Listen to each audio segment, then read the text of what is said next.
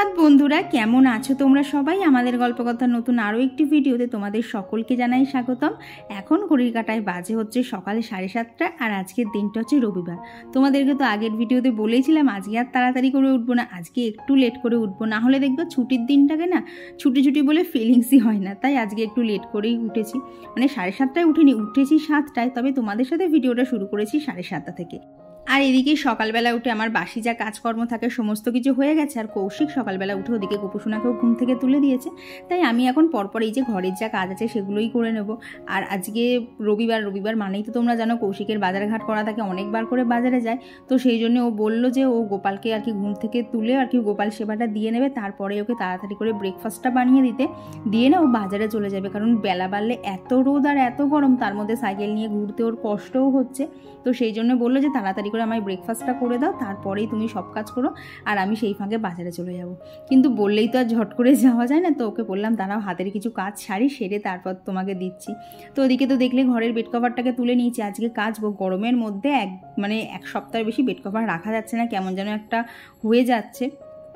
তো ওদিকে কাচতে বসিয়ে দিয়ে এদিকে ঘরের টুকটাক কাজগুলো করছিলাম আর কি। ওর এখনও পুজো দেওয়াটা শেষ হয়নি, তো দেখলাম ওর পুজো হতে যতটুকু আমার দ্বারা সম্ভব হয় ততটাই কাজটা এগিয়ে রাখি, তাহলে পরের দিকে না আমারও খুব একটু কষ্টটা কম হবে। বললাম না গরমের মধ্যে কাজ করতে প্রচণ্ড কষ্ট হচ্ছে। তো এদিকে মাঝখানে মেশিনটা পজ করে একটুখানি কলারগুলো ঘষে দিলাম, দিয়ে চলো এবার ব্রেকফাস্ট বানাবো। তো আজকে ব্রেকফাস্ট বানানোর জন্য আমি ইউজ করছি Agaro regency triply stainless steel saucepot with glass lead.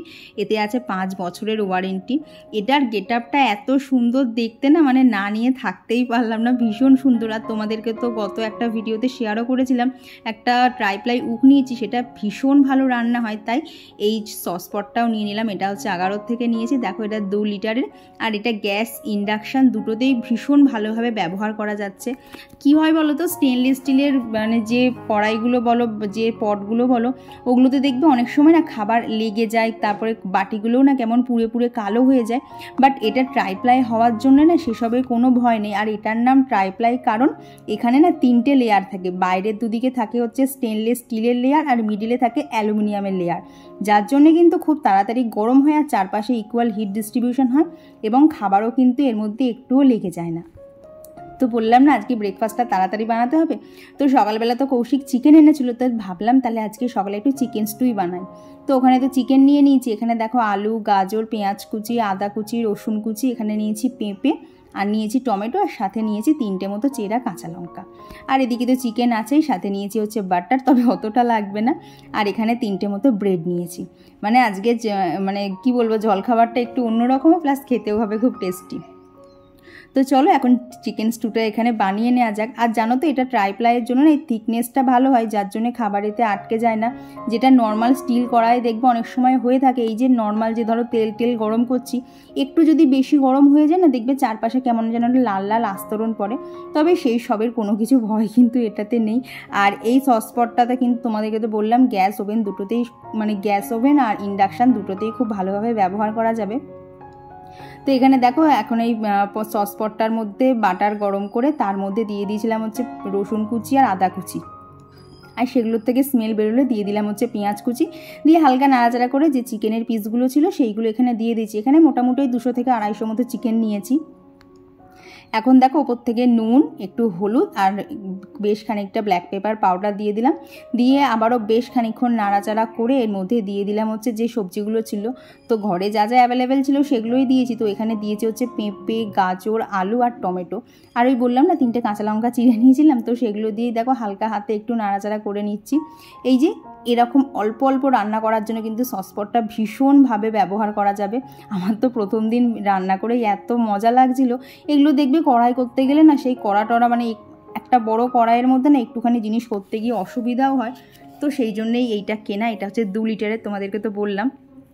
আর এটা জানো তো পরিষ্কার করাও এত ইজি, আর সব থেকে সুন্দর লাগে ওর সাথে একটা গ্লাস লিড আছে, যাতে কিন্তু আমি ইচ্ছা মতো ঢাকা দিয়েও রান্নাবান্না করতে পারবো। তো এখানে মানে চিকেন স্টুটা ওইদিকে হচ্ছে, আর তার মধ্যে এখানে ব্রেডগুলোকে আর কি মাঝখান থেকে চিড়ে নিয়েছি। এই ব্রেড দিয়ে চিকেন স্টু খেতে যে কী ভালো লাগে।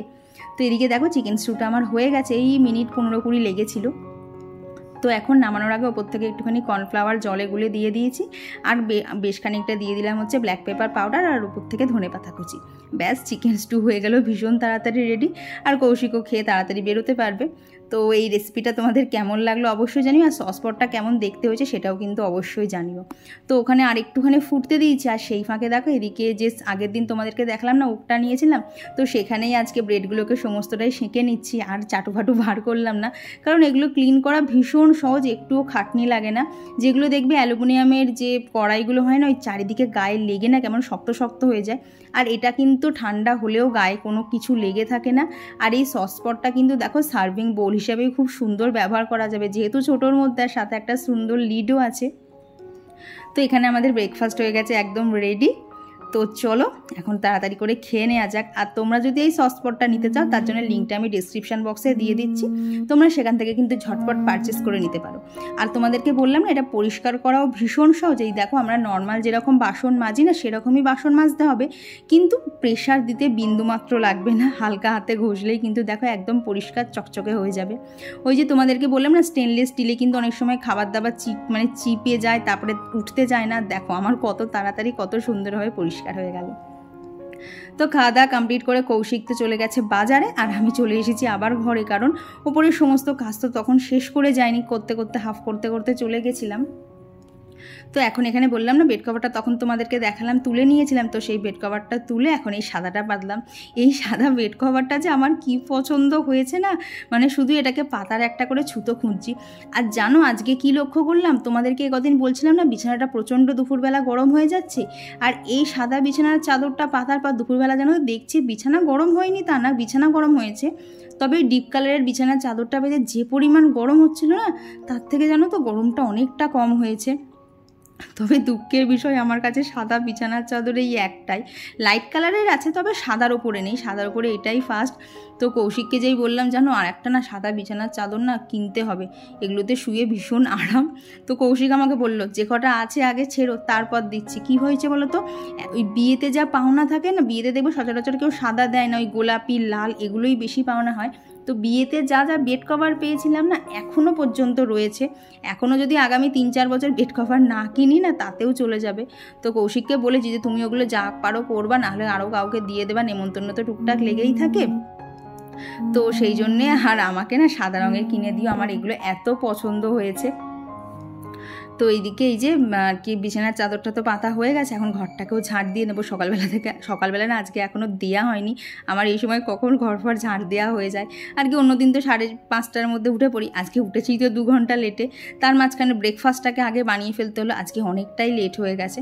তবে দেখবা ছুটির দিনে না একটুখানি মানে স্লোভাবে একটু এলিয়ে গড়িয়ে কাজ করতে কিন্তু ভালোই লাগে, তাহলে বেশ ছুটির দিনটাকে না ছুটির দিন বলে ফিলিংস হয়, না হলে ছুটির দিন আর ডেলি দিনের মধ্যে কিন্তু কোনো পার্থক্য থাকে না।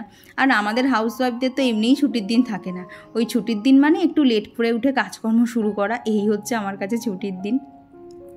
আর বেলা বাড়লে যা গরম পড়ে যাচ্ছে না, তাড়াতাড়ি চেষ্টা করছি সকালবেলা সমস্ত কাজ ছেড়ে না রান্নাবান্নাগুলো করে নেব। এই রান্নাঘরে গেলে কি জানি কেন আমি দেখেছি যতই তাড়াতাড়ি চেষ্টা করি ওই 2-2.5 ঘন্টার আগে আমার রান্নাঘর থেকে আমি বেরোতেই পারবো না। হ্যাঁ, এবার 2-2.5 ঘন্টা ধরে রান্না করি না, মানে কি বলতো রান্নার পরে তার পরিষ্কার করা থাকে, কিছু টুকটাক বাসন মাজা থাকে, কারণ সব তো আর পিসিকে দেই না, পিসি বা একা কত মাজবে, তো যেগুলো হালকা ফুলকা থাকে না তো সেইগুলো আর কি আমি মেজে নেই। তো এইসব করতে করতে না আর কি সেই দেখি মানে রান্নাঘর থেকে বেরোতে না 2-2.5 ঘন্টা হয়েই যায়। তো এইখানে উপরে এসে সব কাজ শেষে এই যে এখন গাছগুলোকে জল দিয়ে দিলাম। আমার এই কর্নারটা ঘরের মধ্যে এত পছন্দের না, দেখবা এই মানে চারিদিকে ধরো প্রচণ্ড কাজের প্রেশার হাঁপাচ্ছ, তার মধ্যে চোখের সামনে যদি একটুখানি সবুজ আলো কিছু থাকে না, ভীষণ চোখেও বলো একটা শান্তি লাগে, মনেও একটা শান্তি লাগে। আর গত 1 সপ্তাহ না 2 সপ্তাহ আগে থেকে তো মানে মোটামুটি একটা বৃষ্টি হচ্ছে, তার ফলে তো গাছগুলো এত চচ্চর করে বাড়ছে না, কি বলবো তোমাদেরকে, পরের দিনগুলোতে আরও ভালো করে দেখাবো। কিন্তু ওই 1-2 গাছই না ঠিকঠাক হচ্ছে না, কি জানি ওরা কেন ওই রকম হয়ে যাচ্ছে। তো কৌশিক তো গেছে বাজারে, তবে সেই জন্যে আজকে এই জামা কাপড় সব আমাকেই একা একা মেলতে হবে। তো দেখলাম দেরি করে লাভ নেই, ও তো বাজার থেকে আসবে, এসে আবার ওকে যদি বলি আমার সাথে ছাদে চলো এত জামা কাপড় মেলতে হবে, দেখলাম থাক, ও তাহলে বাড়ি এসে বসতে পারবে আর আমি সেই ফাঁকে সমস্ত কাজগুলোও করে নিতে পারবো, কারণ ও বাজারে গেছে, ও সবজি বাজার করবে, মুদিখানার বাজার করবে, অনেক কিছু বাজারপত্রও নিয়ে আসবে। আর কয়েকদিন আগে আমি ওই শোকেসের ওপর পাতার জন্য একটা টেবিল রানার কিনেছিলাম না, তো তোমরা অনেকেই বলেছিলে সেটার লিঙ্কটা শেয়ার করার জন্য। তবে কি বলো তো, আমি না যখন টেবিল রানারটা কিনেছিলাম ওটার দাম ছিল 113 টাকা, হয়তো আমার সময় অফার ছিল, কিন্তু জানো তো এখন যখনই দেখছি ওটার না দামটা একটু বেশি, 170 180, যার জন্য লিঙ্কটা আমার কাছে থাকলেও না আমি পোস্ট করছিলাম না। তবে আজকে না পোস্ট করে দিয়েছি, তোমরা একটুখানি লক্ষ্য রাখবে, হটনট না এরকম দাম কমতেই থাকে, তখন পারচেস করে নিও। আর এটা দেখো লম্বায় তো অনেকটাই বড়, আর আড়াআড়িতেই 2 বিঘত মতো। তো এটা টেবিল রানার হলেও এটা কিন্তু অন্যান্য অনেক জায়গাতে ইউজ করা যাবে, যেহেতু লম্বাই চওড়াই অনেকটাই বেশি। তো আজকে দেখো আমি কমিউনিটি পোস্টে আর কি আজকের ডেটেই আমি পোস্ট করে দিয়েছি, তো তোমাদের যার যার লাগবে তোমরা একবার প্লিজ লিঙ্কটা চেক করে নিও। তো তারপর নিচে এসে দেখি এই যে অভি এসছে, এসেই ও পেয়ারা খেতে শুরু করে দিয়েছে। তবে জানো তো বাচ্চা তো পেয়ারা অতটা খেতে পারে না, ওই সামনের যে হালকা হালকা শাঁসগুলো থাকে সেগুলোকে নিয়েই টানাটানি করে আর খায়। তো তারপর এদিকে রান্নাঘরে ঢুকে পড়েছি, আর এই যে এখানে নুন হলুদ আর দই দিয়েই আজকে চিকেনটা ম্যারিনেট করেছে, আর কৌশিক এনেছিল হচ্ছে কাতলা মাছের তেল। তো বুঝতেই পারছো আজকে কী রান্না হবে, চিকেন রান্না হবে, তার সাথে হবে কাতলা মাছের তেল। তো রেসিপি মানে এই রেসিপিগুলো তোমাদের সাথে অনেকবারই শেয়ার করেছি, তবে মাঝখানে যদি কিছু এক্সট্রা করে অবশ্যই শেয়ার করে দেবো। তো চলো এই ফাঁকে তোমাদের সাথে কমেন্টগুলো পড়ি। তো আমার গত ভিডিওতে সুরভিদি লিখেছে আমি যে হেয়ার অয়েল আর হেয়ার টনিকটা সাজেস্ট করেছিলাম না, তো তার থেকে সুরভিদি হেয়ার টনিকটা নিয়েছে। আর কি সুরভিদি তো অন্য অয়েল ইউজ করে, তো সেই জন্য আর অয়েলটা নেয়নি। তো সুরভিদি লিখেছে যে তোমার বলা এই টনিকটা আমার জন্য মিরাকলের মতো কাজ করেছে। ফার্স্টে একটু ঠান্ডা লাগতো, তবে এখন ইউজ টু হয়ে গেছি, তো এখন আর ঠান্ডা লাগে না, আর আগের থেকে চুল অনেকটা লম্বাও হয়েছে। এটা দিদির মা বলেছে। জানো দিদি, তোমার এই কমেন্টটা পড়ে না আমার একটুখানি হচ্ছে বলতে পারো শান্তি পেয়েছি, কারণ একজন দিদিভাই বলেছিল দিদিভাইয়ের চুল ড্যামেজ হয়ে গেছে, গন্ধটাও বাজে। তবে কি বলো তো, সবসময় সেন্টেড জিনিস যে ভালো হবে তা তো না, আর চুলের জন্য আমরা সবসময় চেষ্টা করি কোনটাতে কাজ ভালো হবে, তার জন্য যদি একটু বাজে গন্ধ সহ্য করতে হয় সেটা সহ্য করে নেওয়া যায়। তবে টনিকটা বলতে পারো আমারও মিরাকেলের মতো কাজ করে, তবে আমার এখনও না দিলেই ঠান্ডা লেগে যায়, যার জন্য আমি সাইডে না তেলটা রেখে দিয়েছি। যখন দেখি ঠান্ডা ঠান্ডা লেগেছে তখন আবার মানে টনিকটা বন্ধ করে আবার হেয়ার অয়েলটা ইউজ করতে শুরু করে দিই। তো এদিকে দেখো আমি চিকেন আজকের কষাই করবো। কৌশিক বললো অনেকদিন কষা খাওয়া হয়নি, আর কি চিকেনটা যেরকম আর কি আমি গ্রেভি করি না, তো সেইভাবেই গ্রেভি করতে। তবে আজকে চিকেনটা একটু আলাদা করেছি, ওই আগে না পেঁয়াজগুলো নর্মাল ভাজিনি, পেঁয়াজগুলো একটু বেরেস্তা করে তারপর যেরকম পরপর মশলা দিতে হয় সেই রকম করেই করেছিলাম। তো আর গতদিনের ভিডিওতে কমেন্ট করেছিল লোপামুদ্রাতি, তো দিদিভাই লিখেছে যে তোমার কথাগুলো শুনে আমি হেসে ফেলেছি, আমি অনেক আগে থেকেই তোমার ফ্যান, তোমাকে নিজের বোনের মতোই ভালোবাসি। হ্যাঁ গো দিদিভাই, সেটা আমি জানি, তবে মাঝে মধ্যে বলো দিদির সাথে তো একটুখানি আড্ডা মারতে ইচ্ছেই করে, তাই মাঝে মধ্যে বলে ফেলি। আসলে তোমরা আমার এত কাছের হয়ে গেছো না, তোমাদের সাথে তো সামনাসামনি কথা হয় না, তাই এই ভিডিওর মাঝখানেই নিজের মনের কথাগুলো শেয়ার করার চেষ্টা করি।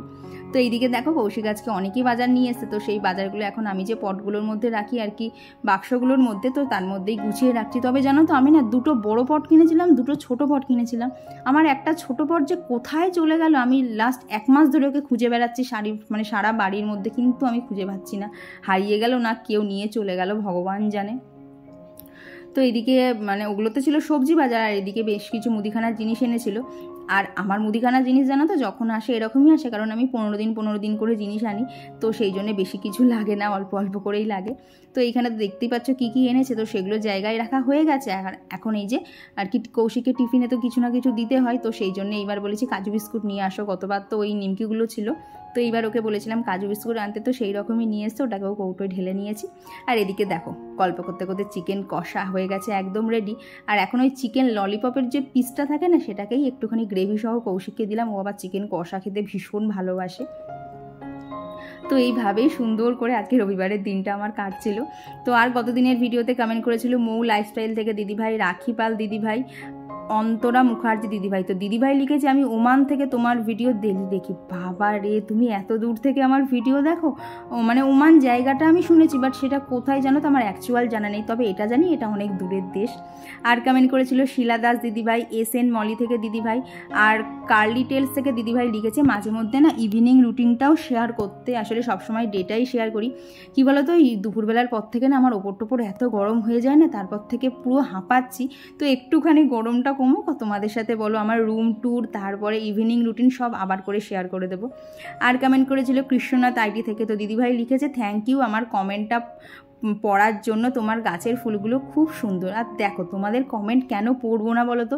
এই যে আজকে আমাদের গল্পকথা S20K চ্যানেলটা, এটাতে আমার নিজের যতটা অবদান তার থেকেও বেশি অবদান আছে তোমাদের। কারণ আমি শুধু কাজ করলেই তো হবে না, তোমাদের ভালোবাসাটাও তো দরকার আমার এই চ্যানেলটাকে এগিয়ে নিয়ে যাওয়ার জন্যে। তাই একটা ভিডিওর মধ্যে যতটা সম্ভব আমি সবার কমেন্ট পড়ার চেষ্টা করি। তবে প্রত্যেক দিন এত কমেন্ট থাকে না, সবারটা পড়া হয়ে ওঠে না। তো তোমরা প্লিজ কেউ কখনো রাগ করো না, মাঝে মধ্যে সবারটাই একটু মিস যায়, আবার সবারটাই পড়ি। আর কমেন্ট করেছিল পায়েল নন্দী দিদিভাই। তো দিদিভাই লিখেছে রোজ দুপুরে লাঞ্চের পর তোমার ভিডিও দেখাটা একটা হ্যাবিট হয়ে গেছে, থ্যাংক ইউ গো। তো এদিকে দেখো ওপরের যা কাজ ছিল সেই সব সেরে স্নান করে না আজকে পুজো দিয়ে নিয়েছিলাম, কারণ আজকে ঘরটা কৌশিকই মুছে দিয়েছিল, আজকে আমার আর মুছতে হয়নি। তারপর দুপুরবেলা খাওয়া দাওয়ার পর এই যে একটা কাঁচা মিঠে আম এনেছিল ওবেলা যেন বাজার থেকে, এত সুন্দর খেতে, একটু হলুদ হলুদ ছিল বাট খেতে দারুণ লাগছিল বিট লবণ দিয়ে। তো খাওয়া দাওয়া কমপ্লিট করে আজকে আর দুপুরবেলা গরমের মধ্যে ঘুমের কোনো প্রশ্নই ওঠে না, যা গরম লাগছিল। বিশ্বাস করো দুপুরবেলা এসি চালিয়েছি, 1.5 ঘন্টা ধরে 22 এসি চলেছে। আমার ঘরটা এমন ঠান্ডা হয়েছে না বলতে পারো, এসিটা বন্ধ করে দিলেই আবার ঘামতে শুরু করে দেবো, এত গরম ছিল আজকে দুপুরবেলা ঘর। তো এরপর আমার সন্ধে টন্ধে দেওয়া হয়ে গেছে, আর কৌশিক গেছিলো আবারও বাজারে। আর সন্ধেবেলা এই যে দুষ্টু এসেছিল, ওকে শুধু বলেছি যে দেখ আঙ্কেল বাজারে গেছে, তোর জন্য আইসক্রিম আনবে। তো সেই আইসক্রিমটা ভাবছি তোকে দেবো না ভাইকে দেবো, শুধু এটা বলা যেটুকু দেরি, দেখো কেঁদে কেটে কি অবস্থা করছে। তো আর গত ভিডিওতে কমেন্ট করেছিল পায়েল 36 থেকে পায়েল দিদিভাই, দোয়েল দিদিভাই, পাপিয়া মাইতি দিদিভাই। আর কমেন্ট করেছিল অনামিকা হালদার দিদিভাই, জিনিয়া রয়, সোমা হালদার দিদিভাই, ঝর্ণা এজেন্সি থেকে দিদিভাই, ড্রামা কুইন থেকে দিদিভাই, নীল কর্মকার, পাপিয়া মাইতি দিদিভাই। আর কমেন্ট করেছিল সায়ন্তিকা বনু। আর কমেন্ট করেছিল জয়শ্রী বিশ্বাস দিদিভাই, ইনাইল লাইফস্টাইল থেকে দিদিভাই, বৈশালীনাথ দিদিভাই, সম্পাদে দিদিভাই। আর কমেন্ট করেছিল ঘরকন্যা সুস্মিতা থেকে দিদিভাই, ববিত্রা রুদ্র আন্টি, সুমিত্রা দি। তো আজকে যাদের যাদের নাম পড়তে পারলাম না প্লিজ তোমরা রাগ করো না, আর কি ভিডিওটা অনেকটাই শেষের দিকে হয়ে গেছে। তবে তোমাদের প্রত্যেককে আমি ইন্ডিভিজুয়াল রিপ্লাই দিয়ে দেবো, সেটাও আজকের মধ্যেই। তো কৌশিক বললাম না বাজারে গেছিলো, তো আসার সময় এই যে ও ফুচকা নিয়ে এসেছিলো। এই দোকানটার ফুচকা আমার এত প্রিয়, আর আমার অবস্থা দেখেছো পুরো ঝগড়া করতে যাচ্ছি মনে হচ্ছে। তো আবার বহুক্ষণ বাদেই তোমাদের সাথে দেখা হচ্ছে। ঘড়ির কাঁটায় বাজে হচ্ছে বাবা 11:05 হয়ে গেছে, আমি জানি 10:30 বাজে। কি বলতো বোনার চিরদীপ এসেছিলো, তো ওদের সাথে বকবক করতে করতে না আর কি ওরাই বাড়ি গেল, তখন বোধ হয় 10:15-20 হবে। তো তারপর উঠেছি, খেয়ে নিয়ে মনে হচ্ছে কতক্ষণে ঘরে আসবো, একটুখানি ঘুমাবো। আজকে দুপুরবেলা তো সিনেমা দেখেই কেটে গেছে, তো আর ভাল লাগছে না, যা গরম পড়েছে, মারাত্মক গরম। দুপুরবেলা জানো 1.5 ঘন্টার মতো কন্টিনিউ এসিটা চলেছে, একটু কারো ঠান্ডা লাগেনি, তাও 22-এ চলছিল। এই হচ্ছে আমার ঘরের অবস্থা। ঘরটা মনে হচ্ছে না আমার ফুটছে, মনে হচ্ছে না নিচে মনে হয় একখানা বড় উনুন বসানো আছে, সবসময় আমার ঘরটা ফুটেই চলেছে। এই দেখো এখন অবধি তো আমার ঘর ঠান্ডা নেই, এখন অবধি মেঝেটা আমি দাঁড়িয়ে আছি, মেঝে গরম। আবার কাল সকাল হলেই এই জানলাটা থেকে রোদ শুরু হবে, যার ফলে তো ঘর আমার কোনো মতেই ঠান্ডা থাকছে না। তো চলো আজকের ভিডিওটা আর কন্টিনিউ করবো না, এবার একটু শুতে হবে, ঘুম পাচ্ছে। তো তোমাদের আজকের ভিডিওটা কেমন লাগলো অবশ্যই জানিও, ভালো লাগলে প্লিজ একটা লাইক করে দিও। তো চলো আজকের জন্য টাটা।